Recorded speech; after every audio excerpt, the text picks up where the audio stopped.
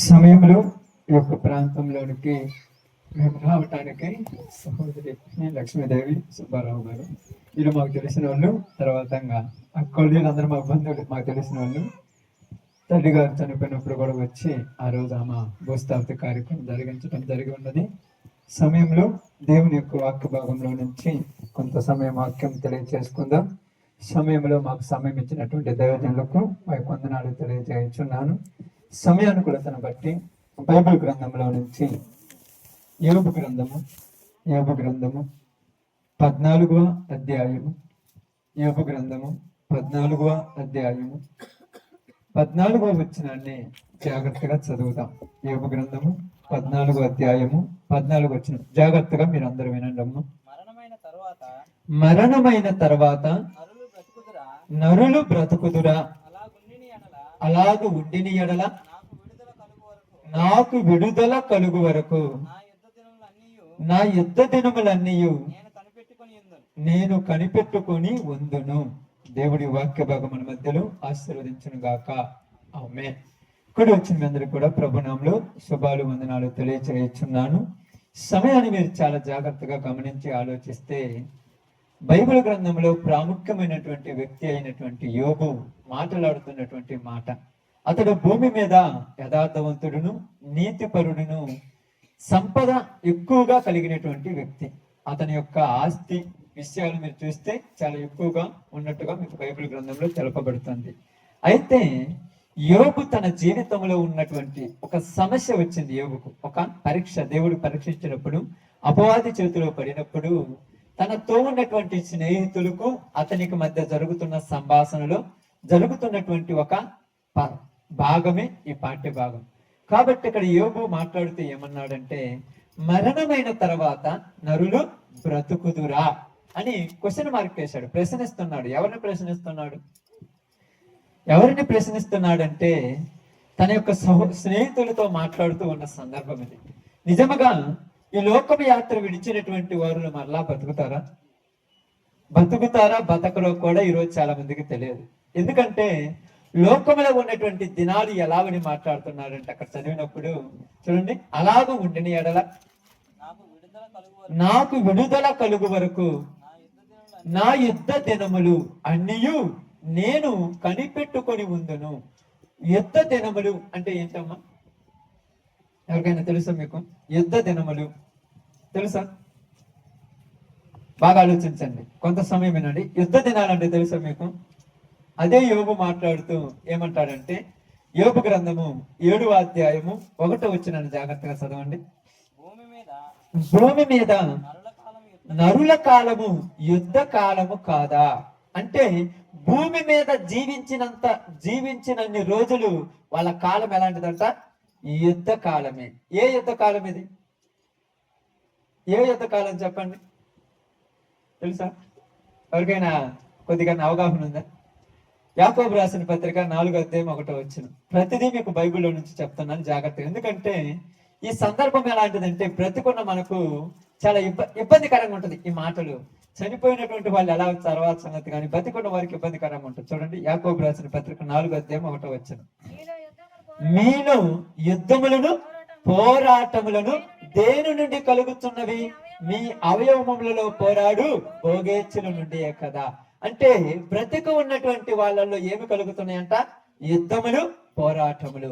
ఒక మనిషి భూమి మీద జన్మించినది మొదలుకొని ఒక వయసు వచ్చేంత వరకు, అంటే తల్లిదండ్రుల పెంపకంలో నుంచి తన యొక్క నడవడిక వచ్చి ఒక బాధ్యత వచ్చిన తర్వాత అతడు బ్రతుకుతున్న కాలమంతా యుద్ధ కాలమే. ఎలాంటి యుద్ధ కాలం అంటే పోరాడుతున్నాడు. దేనికోసం? ఆస్తి కోసము, ఐశ్వర్యం కోసము, సంపద కోసము, తినటం కోసము, త్రాగటం కోసము, ఉండటం కోసము పోరాడుతున్నాడు. ఈ పోరాటముల గురించి మాట్లాడితే ఏమన్నాడంటే, భూమి మీద నరుల కాలము యుద్ధ కాలము. ప్రతి దాని గురించి యుద్ధమే, ప్రతి విధముగా యుద్ధమే. ఇంట్లో యుద్ధము, బయట యుద్ధము, వీధిలో యుద్ధము. ప్రతి ప్రదేశం కలిగితే మనిషి పోరాటాడు. దేనికోసం అంటే అవయవాలలో పోగేచ్ఛ. మనిషి యొక్క అవయవాలలో ఏముందంట? భోగేచ్ఛ, సుఖాల కోసము, ఆనందాల కోసము, కోరికల కోసము వాళ్ళ జీవితాలను సర్వనాశనం చేసుకొని ఎందుకు మేము ఇలా బ్రతుకుతున్నాము, అసలు మా బ్రతుకులో ఇలా ఎందుకు ఉంటుందని కూడా అర్థం చేసుకోకుండా మనుషుల మధ్య ఉన్న బాంధవ్యాలను, మనుషుల మధ్య ఉన్న ప్రేమ ఆప్యాయతల కంటే విలువ భోగేచ్ఛలకు ఇచ్చేటువంటి రోజుల్లో ఉన్నామని యోబు మాట్లాడుతున్నాడు. అందుకని ఏమన్నాడంటే, భూమి మీద ఉన్నటువంటి నా యుద్ధ దినములన్నీ నేను కనిపెట్టుకొని ఉందును కదా. ఎప్పుడు మరణమైన తర్వాత నరులు ఒకవేళ బ్రతికితే, ఇప్పుడు చనిపోయిన వాళ్ళు బతుకుతారా బతకరా? అమ్మే బ్రతుకుతారో బ్రతకదో ఈ రోజు మనుషులకు తెలియదు కనుక భూమి మీద ఉన్నటువంటి 4 రోజులు ఎవరికి నచ్చినట్టు వాళ్ళు బతికేస్తున్నారు, ఎవరికి ఇష్టం వచ్చినట్టు వాళ్ళు బతుకుతున్నారు, ఎవరు బుద్ధి పుట్టినట్టు వాళ్ళు బతికేస్తున్నారు.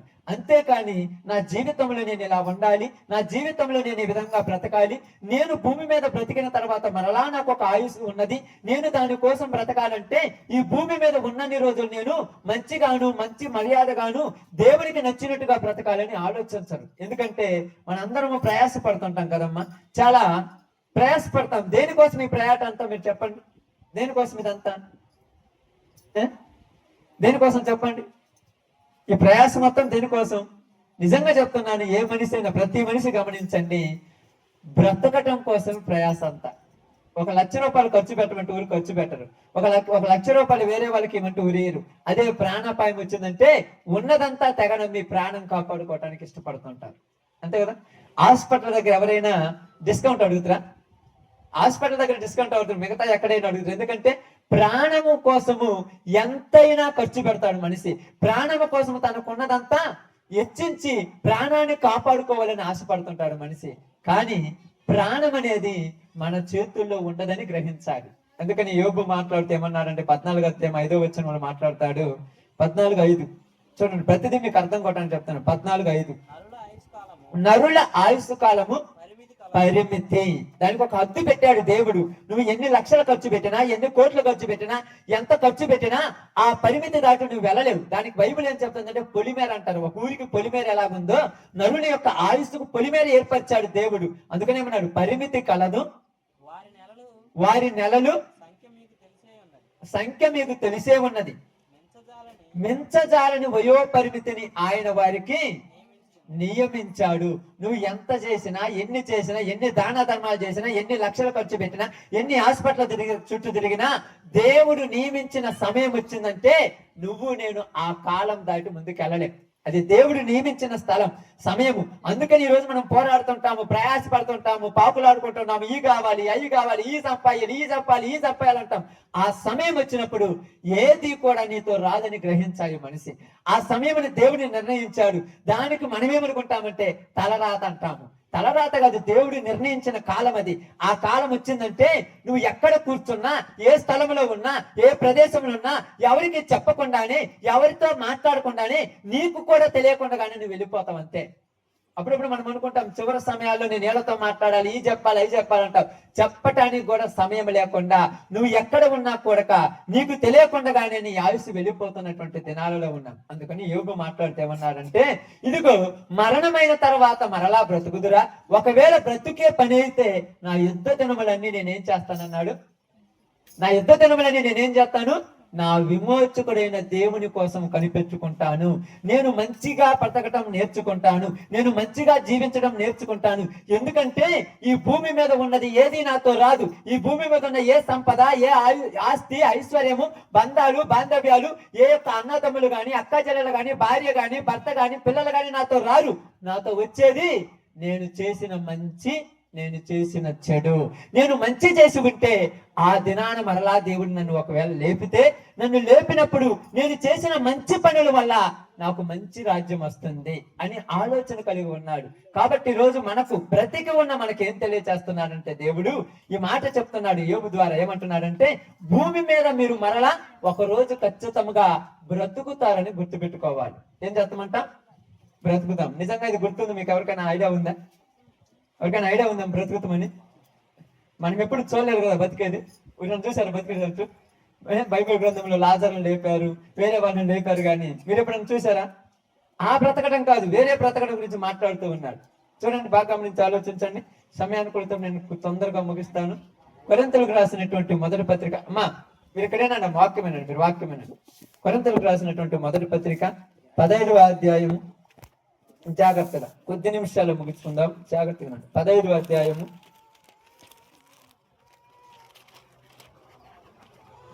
అపోస్తులైనటువంటి పౌలు గారు కొరింథీయులకు రాసినటువంటి మొదటి పత్రిక 15వ అధ్యాయంలో నుంచి మనకు ఈరోజు మీకు మంచి విషయాన్ని నేను చెప్తాను. చూడండి, బాగా గమనించి ఆలోచించండి. 35వ వచనం నుంచి జాగ్రత్తగా గమనిద్దాం. అయితే మృతులు ఎలాగూ లేతురు, వారి ఎట్టి శరీరముతో ఒత్తురని ఒకడు అడుగుతున్నాడు. ఇక్కడ ఇలాగే వాక్యం చెప్తుంటే, ఇలాగే మాట్లాడుతున్నప్పుడు ఆయనను ఒక వ్యక్తి అడుగుతున్నాడంట, అయ్యో నువ్వు చెప్పేటువంటి వెర్రి మాటలు మాకు తెలియదా? నువ్వు చెప్పేటువంటి బతుకు తెరువు కోసం 4 మాటలు చెప్పుకొని బతికేస్తున్నావు, నువ్వు చెప్పేవి మాకు తెలియదా? అసలు బతుకుతారంటే ఎట్ట బతుకుతారు నాకు చెప్పి రోజు అంటున్నాడు. చెప్పాలి ఇక్కడ, ఎందుకంటే రుజువులు కావాలి. ఈ రోజు మనుషులకి ఏదైనా ఉందంటే రుజువులతో సహా చూపించే రోజుల్లో ఉన్నాం. రుజువులు ఉంటేనే నమ్ముతారు, రుజువులు లేకపోతే నమ్ముతారమ్మా? నమ్మరు. అందుకని ఇక్కడ ఏమంటున్నారు తెలుసా? రుజువులు కావాలి. ఎందుకయ్యా నువ్వు పిచ్చి మాటలు చెప్తున్నావు? ఈ రోజు మేము బతుకుతుంటే, ఇన్ని చేసుకుంటుంటే, ఇన్ని చేస్తుంటే మమ్మల్ని మీద నువ్వు ఓర్చుకోలేక మాకు ఎన్ని చెప్తున్నావు ఎందుకని పౌలు గారిని ఒకరు అడుగుతున్నాడు. అప్పుడు పౌలు గారు ఆయనకు చెప్తున్న ఒక మాట ఏంటంటే, బాగా గమనించి ఆలోచిద్దాము. ఇక్కడ చూడండి, చదవమ్మా. ఆ జ్ఞానం లేనటువంటి ఓ వ్యక్తి, ఇప్పుడు ఏన వాళ్ళు జ్ఞానం లేదు అని అంటుంటే, ఇప్పుడు ఏన వాళ్ళకి చెప్తున్నాడు, ఓ జ్ఞానం లేని వాడా, నేను చెప్పే మాట నువ్వు విను. ఏమేమంటున్నావంటే, ఇదిగో మీరు చెప్పారు కదా మృతులు లేయరు అని చెప్తున్నావు. ఎందుకు ఈ మాట వచ్చిందంటే, అక్కడ ముందేం రాయబడిందంటే చూద్దాం. రేపు చనిపోదుము కనుక తిందుము త్రాగుదుము అనేటువంటి మాట ఒకరు చెప్తున్నారు. ఇక్కడ ఏమంటున్నారంటే, ఒకడు రేపు ఎట్లా చచ్చిపోతాం, చచ్చిపోయిన తర్వాత ఎన్ని అనుభవిస్తామా, ఇప్పుడే తాగుదాము, తిందాము, ఇష్టం వచ్చినట్టు వ్యభిచారం చేద్దాము, దొంగతనాలు చేద్దాం, మన ఇష్టం వచ్చినట్టు తిరుగుదాం. ఈ 4 రోజులే కదా సుఖం అనుభవించేది, ఈ 4 రోజులే కదా మనం బతికేది, ఉన్న 4 రోజులు అనుభవించి పోదాము, ఉన్న 4 రోజులు ఇష్టం వచ్చినట్టు తిరుగుదామని ఒకడు అనుకుంటూ ఉంటే వాడితో మాట్లాడుతున్నారు, రే అజ్ఞానం కలిగిన వాడా, నువ్వు అనుకుంటున్నావేమో ఈ 4 రోజులే కదా తింటాను, తాగుతాను, నా ఇష్టం వచ్చినట్టు తిరుగుతానని. నీ ఇష్టం వచ్చినట్టు తిరిగితే నువ్వు ఎంతమందిని ఏడిపిస్తుంటే, ఎంతమందిని నువ్వు బాధలు పెడుతుంటే, నీ వల్ల నీ భార్యను కానీ, నీ బిడ్డలను కానీ, నీ తల్లిదండ్రులు కానీ, అన్నదమ్ములు కానీ, అక్క చెల్లెలు కానీ, నీ తోబుట్టులు కానీ ఏడిపిస్తుంటే భూమి మీద నిన్ను అడిగేవాడు లేడనుకుంటున్నావేమో. దేవుడు అనేవాడు నన్ను అడుగుతాడు అంటున్నాడు. ఇక్కడ మనుషులు అడగడేమో, దేవుడు అడుగుతాడు. అందుకంటున్నాడు, ఓ అవివేకి, మీరు అజ్ఞానంతో ఉన్నారేమో, ఈ రోజే కదా అనుకుంటున్నారేమో. అందుకే నేను మీకు ఏం చెప్తున్నానంటే, బాగా గమనించి ఆలోచించు. రేపు చనిపోదుము కదా అని ఈ రోజే నీ ఇష్టం వచ్చినట్టు తిరుగుతున్నావు, రేపు చచ్చిపోతాము కదని ఈ రోజే నీకు నచ్చినట్టు జీవిస్తున్నావు. అయితే దేవుడు ఇక్కడ ఏం మాట్లాడుతున్నాడు అంటే పౌలు గారి ద్వారా, ఓ అవివేకి, నీవు విత్తినది చూడగా అది గోధుమ గింజైనా, లేకపోతే కంది గింజైనా, లేకపోతే సొద్ద గింజైనా, లేకపోతే అది ఏదైనా ఎలవల గింజైనా, ఏ గింజనైనా నువ్వు భూమిలో ఎత్తిన తర్వాత అది మొట్టమొదటి ఏం కావాలి? చచ్చిపోవాలి. మీరు ఎత్తుతున్నట్టు విత్తనాలు ఉన్నారు కదా, మీ అందరికి ఐడియా ఉంది కదా. వ్యవసాయం చేసిన తర్వాత, దుక్కు తిన్న తర్వాత ఆ పొలంలో భూమిలోనికి విత్తనాలు ఎత్తుంటారు. మీరు విత్తినటువంటి విత్తనాలు ఉన్నాయి కదా, ఆ విత్తనాలు భూమిలో పడిన తర్వాత మొట్టమొదటి ఏం కావాలి? అవి మనం చూడలేదు కదా అంటాం. చూస్తున్నారమ్మా? మనం చూస్తున్నామా? అది చూడకనే శాస్త్రవేత్తలు ఏం చేశారంటే, ఒక గ్లాసులో ఒక విత్తనాన్ని వేసి దానిని ప్రయోగాలు చేసిన తర్వాత ఏం గ్రహించారంటే, వేసిన తర్వాత భూమిలో పడిన తర్వాత విత్తనం ఏమవుతుందంట? చచ్చిపోవాలి. మొదట భూమిలో విత్తిన విత్తనం ఏదైనా అదేం కావాలి? చచ్చిపోవాలి. అది చచ్చిపోయిన తర్వాత మరలా ఏమవుతుందంట? చనిపోయిన తర్వాత మరలా అది చిగురిస్తుంది. నువ్వు కళ్ళతో చూస్తున్నటువంటి విత్తనమే భూమిలో వేసిన తర్వాత చచ్చిపోయి మరలా చిగురిస్తుంటే, విత్తనమే చచ్చిపోయి చిగురించిన ఎడల, ఇదిగో మనుషులు చనిపోయిన తర్వాత మరలా బ్రతకరా? వారు ఎలా బతుకుతారు, ఏ విధంగా బతారంటే అది మీకు అర్థం కావట్లేదేమో. ఇదిగో నువ్వు విత్తుతున్నటువంటి ఒక విత్తనం ఉంది కదా, అది కంది గింజ. మీ అందరికీ తెలుసు కదా కంది గింజ ఎట్లుంటదమ్మా? ఎర్రగా ఉంటది కదా కంది గింజ. అది భూమిలో ఎత్తిన తర్వాత వచ్చిన మొక్క ఎలాంటి మొక్క వస్తుంది? ఎలాంటి మొక్క వస్తుంది? మరి ఎర్రది ఎక్కడికి వెళ్ళిపోయింది? ఎవరికి దానికి ఆకులు ఇచ్చారు, ఆ శరీరం ఇచ్చారు, ఎవరు ఇచ్చారు? ఎప్పుడైనా మీరు గ్రహించారా? ఎప్పుడైనా ఆలోచించారా? వచ్చింది, కోసుకుంటున్నా, మరలా వేసుకుంటున్నా, మరలా వేస్తున్నా, మరలా తీసుకుపోతున్నాం. అసలు ఇత్తినటువంటి విత్తనం ఎర్రగింజ అయితే, దాని లోపల ఉండేది పసుపుదైతే పచ్చటి ఆకు ఎలాగొచ్చింది? అందుకే బైబిల్ ఏం చెప్పారంటే, అది దేవుడు దానికి ఇస్తున్నాడు. అది దేవుడు దానికి ఇస్తున్నాడు. కాబట్టి ఈరోజు మనందరికి కూడా చెప్తున్న ఒక మాట ఏంటంటే, ఇదిగో మీరు గమనించండి, ఆలోచించండి. నీవు విత్తినటువంటి విత్తనము చచ్చిపోయి ఎలా బ్రతుకుతుందో అదే విధముగా మనుషులు చనిపోయిన తర్వాత ఒక రోజు లేస్తారు. అది ఏ రోజు? అది ఏ రోజు మనకు ఊరికి తెలియదు. మనం అనుకుంటాము ఏ రోజు లేస్తారు, ఊరు చూశారంటాం. ఒక రోజు లేస్తారు. లేచిన తర్వాత వాని క్రియల చొప్పున వానికి దేవుడు జీతం ఇస్తాడు. మనం ఏమనుకుంటామంటే, నిజమయ్యా ఊరు చూశారంటే ఎగ్జాంపుల్ ఏం లేదు, ఒక 5,000 10,000 ఎవరికైనా వడ్డీకి ఇవ్వండి. వడ్డీకి ఇచ్చిన తర్వాత మీరు నోట్ రాసుకుంటారు కదా, అలవాటు ఉంది కదా, నోట్ రాసుకుంటే అలవాటు, రాసుకోరా? ఖచ్చితంగా రాపిస్తారు. ఊరిని నమ్మటానికి లేదు. ఇప్పుడు సొంత అన్నదమ్ములకైనా అక్క చెల్లెలకైనా కడుపును పుట్టిన బిడ్డలకైనా డబ్బులు ఇస్తే నోటు రాయాల్సిందే. ఎందుకంటే బాంధవ్యాల కంటే దేనికి బలం ఎక్కువ? మనీకే బలం ఎక్కువ ఈ రోజులలో. మీకు తెలుసో తెలియదు, డబ్బు కోసమే అంతా బతికేది. డబ్బు లేకపోతే ఎవరినైనా పక్కన పెట్టేస్తా, డబ్బు కోసమే. అందుకని ఇక్కడ నువ్వు నోటు రాసుకున్న తర్వాత 4 నెలలకు 10 సంవత్సరాలు 5 సంవత్సరాలకు 3 సంవత్సరాలకు నువ్వు ఇచ్చేటప్పుడు ఏం చేస్తావంటే ముందు లెక్క చూస్తావు. లెక్క చూడకుండా తీసుకుంటావమ్మా. ఎందుకని? అది లెక్క. ఆ లెక్క పూర్తయితే నువ్వు అడిగినప్పుడు వడ్డీతో సహా కట్టేని వాడు తీసుకుంటా. లేకపోతే ఇక్కడ దేవుడు కూడా ఏంటంటే ప్రతి వానికి లెక్క పెట్టాడు. ప్రతి వాడికి లెక్క ఉన్నాడు. మీరు అనుకోవచ్చు ఎక్కడని, బైబిల్ గ్రంథంలో రాయబడింది. ఎఫెసీ పత్రిక 5 తర్వాత చదువుకుంటే తర్వాత 10 రాయబడిందంటే, ఇదిగో ప్రతి వాని యొక్క క్రియలకు వాని క్రియల చొప్పున వానికి ప్రతిఫలం ఇచ్చుటకు ఆయన బహుమానం తెస్తున్నాడని రాయబడింది. ఇక్కడ మనందరం అర్థం చేసుకుంటూ గమనిస్తే, మనుషుల భూమి మీద బ్రతుకుతున్నటువంటి మనము యుద్ధకాలం కాబట్టి యుద్ధకాలములలో మనం తినాలి, మనము పని చేసుకోవాలి, సంపాదించుకోవాలి, తినాలి, తాగాలి, ఉండాలి అని కాదనట్లేదు. కానీ వీటన్నిటికంటే ప్రాముఖ్యమైనది ఏంటంటే నీ శరీరము, నీ ఆయుస్సు నీ చేతిలోకి పెట్టినటువంటి దేవుడు దీని గురించి ఒక రోజు లెక్క అడుగుతారని గుర్తుపెట్టుకోండి. ఆ రోజు లెక్క అడిగినప్పుడు ఆయన ఏం చేస్తారంటే బాగా గమనించి ఆలోచిస్తే వాని క్రియలు ఆ రోజు లెక్కలోకి తీసుకొస్తాయి. మీ అందరికి ధనవంతుడు లాజరు తెలుసు, మీ అందరికి తెలుసు కదా. 2 వ్యక్తులు చనిపోయారు. ఇక్కడ బైబిల్ తెలిసిన వాళ్ళు ఉంటే మంచిదే, తెలియని వాళ్ళు ఉన్నా కూడా చాలా మంచిదే. అందుకు వాళ్ళకి అర్థం కావడానికి నేను ఇలాంటివి చెప్తాను ఎక్కడికి వెళ్ళినా. 2 చనిపోయారు. చనిపోయిన వాళ్ళలో ఒక ఆయన మంచి ఆయన చనిపోయాడు, ఒక ఆయన చెడ్డ ఆయన చనిపోయాడు. మంచివాడు చనిపోయినప్పుడు దేవదూతలు వచ్చి అతన్ని తీసుకెళ్లేసి దేవుని యొక్క సన్నిధికి తీసుకెళ్ళాయి. చెడ్డవాడు చనిపోయినప్పుడు ఈయన కొడుక చనిపోయి వేరే ప్రాంతానికి వెళ్ళాడు. దాని బైబిల్ గ్రంథం ఏమన్నాడంటే వేదనకరమైన స్థలము. మన భారతదేశంలో పుట్టినటువంటి మనము కూడా మనకేదైనా ఒక అసంభవించినప్పుడు తప్పులు చేస్తున్నప్పుడు ఏమంటామంటే, ఇదిగో నరకానికి పోతారు, స్వర్గానికి పోతారు అంటారు. అది ప్రతి వాళ్ళకు ఉన్నదే. కాబట్టి వేదనకరమైన స్థలంలో పోయినటువంటి ఈ యొక్క చెడ్డవాడు అక్కడికి వెళ్ళిన తర్వాత అక్కడ ఒక మాట మాట్లాడుతున్నాడు. ఏమని మాట్లాడుతున్నాడంటే బైబిల్ గ్రంథంలో లూకాసు వార్తలో మీరు తర్వాత వెళ్ళిన తర్వాత చదివితే ఆయన ఏమంటాడంటే, అయ్యా ఇదిగో నేను ఇక్కడ చాలా వేదన పొందుతున్నాను, నేను ఇక్కడ చాలా బాధలు పడుతున్నాను. అయితే ఈ సమయంలో నేను నిన్ను ఒకటి అడుగుతున్నాను, నన్ను ఎందుకు వేదన పాలు చేస్తున్నావు, ఆయన్ని ఎందుకు సంతోషంగా ఉండనిస్తున్నావు అని అడిగాడు. అడిగినప్పుడు బైబిల్లో నుంచి కావాలంటే మీకు చదివిస్తాను ఒక్క మాట, సమయం అయింది కాబట్టి చూద్దాం. లూకాసు వార్త 15వ అధ్యాయం అనుకుంటాం, చూద్దాం. లూకాసు వార్తలో నుంచి 16లో నుంచి 25వ వచనం జాగ్రత్త గమనించండి.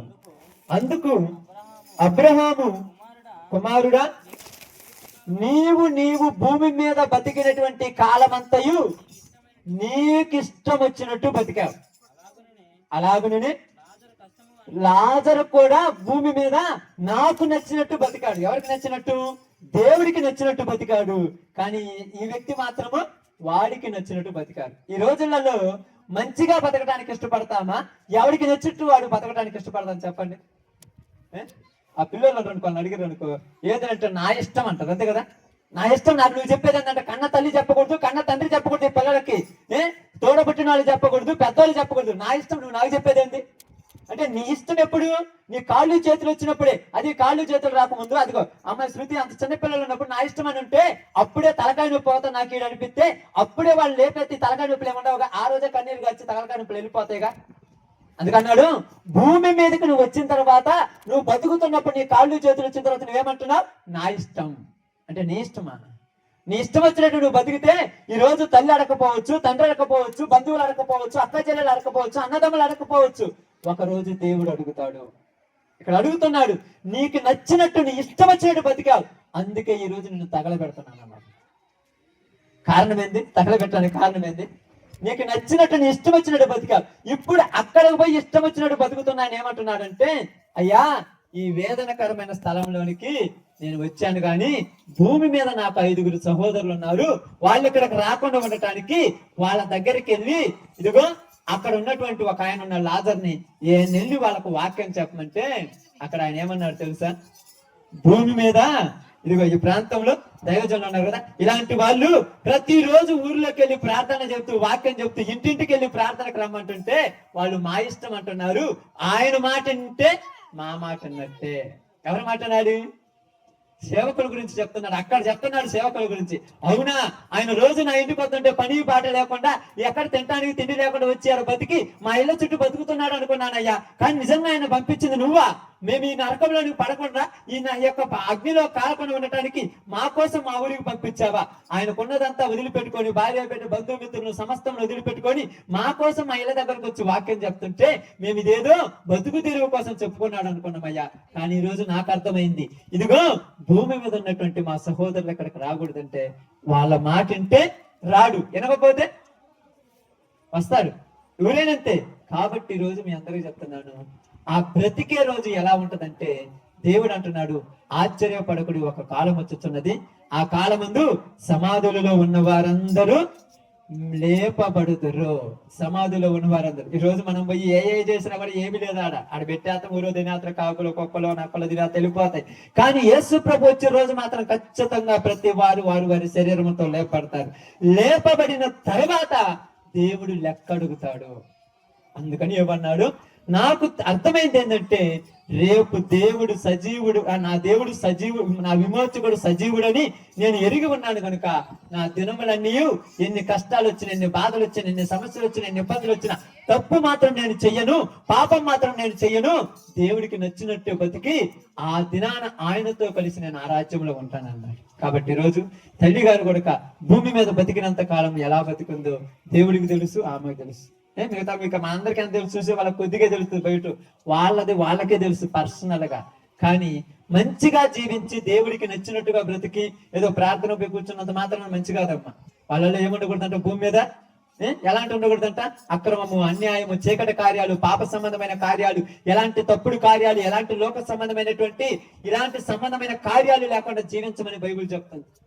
అవన్నీ మీకు తెలుసు. మీరు అసూయలు, వేదనలు, పాపములు, జారత్వములు, విగ్రహారాధన, ఇలాంటివన్నీ చాలా ఉన్నాయి, జగడములు, ఇవన్నీ ఉన్నాయి. ఇవన్నీ ఉన్నవాడు పరలోక రాజ్యానికి వారసుడు కాదు. కానీ ఇక్కడ అదే చెప్తుంది, నీలో నాలో బ్రతికి ఉన్న మనకు దేవుడు ఏం చెప్తున్నాడంటే, యోబు గారి ద్వారా నీకు ఇంకా ఆయుస్ ఉంది కనుక ఇన్ని రోజులు నీ ఇష్టం వచ్చినట్టు నువ్వు జీవిస్తే ఈ రోజు నీ ఇష్టాన్ని పక్కన పెట్టి దేవుడి ఇష్టం వచ్చినట్టు బ్రతకటం నేర్చుకోవాలి.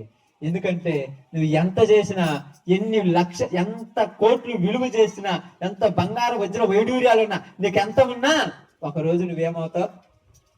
అమ్మే ఇక్కడ మాత్రం ఇక్కడ తారతమ్యాలు లేదు, భేదభావాలు లేదు. ఖచ్చితంగా ఎవడైనా ఒక రోజు చావాల్సిందే.